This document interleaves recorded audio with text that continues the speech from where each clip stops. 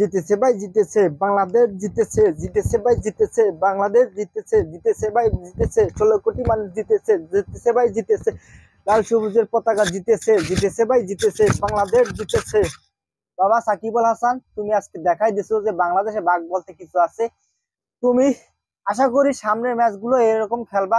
বাবা মাহমুদুল্লাহ, তুমি অনেক ভালো খেলছো। বাবা শান্ত, তুমি কেন অশান্ত হয়ে যাও? তুমি সুন্দর মতো আস্তে আস্তে খেলো। দেখো না জঙ্গলের বাঘগুলো কি করে, আস্তে আস্তে আস্তে আস্তে খপ করে ধরে।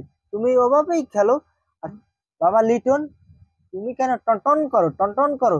তুমি বাড়ি দিলে টনটন টনটন করো। বাবা তুমি সুন্দর মতো আস্তে আস্তে খেলো, ভালো হইবে। আর দাদু রিশাদ, তুমি যে বল করো, ঠিক আছে, 3 হ্যান্ড উইকেট নিয়েছি। তোমার এই লাল সবুজের পতাকার শুভেচ্ছা রইল। বাবা তাসকিন, তোমার বলগুলো কিন্তু অনেক সুন্দর হয়, তুমি কিন্তু একখান পাইছো।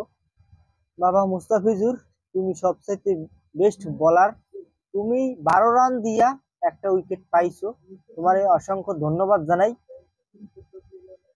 বাংলাদেশের পক্ষ থেকে। 14 তারিখ খেললা অবশ্যই তোমার সুন্দর মতো জিতটা আস্তে কইরা কাপটা নিয়ে আসবা। মোরা কিন্তু কাপের আশা বই রয়েছি, 16 কোটি মানুষ কিন্তু কাপের আশা বই রয়েছি। কারণ এই 2024 সালে কাপ আনবে কিন্তু বাংলাদেশ। কোন ছালাক পারবে না, কোন ছালায় ফিরিতে পারবে না। তোমাকে সবার প্রতি একটা শুভকামনা রইলো। আর 14 তারিখে খেলায় একটা জায়গা দিব বাংলাদেশ, বাংলাদেশ, বাংলাদেশ, বাংলাদেশ, বাংলাদেশ, বাংলাদেশকে জায়গা দিব। তো সবাই ভালো থাকেন, সুস্থ থাকেন। আজকে ভিডিও এই পর্যন্তই। অবশ্যই আজকে বাংলাদেশের খেলাটা অনেক ভালো লাগছে।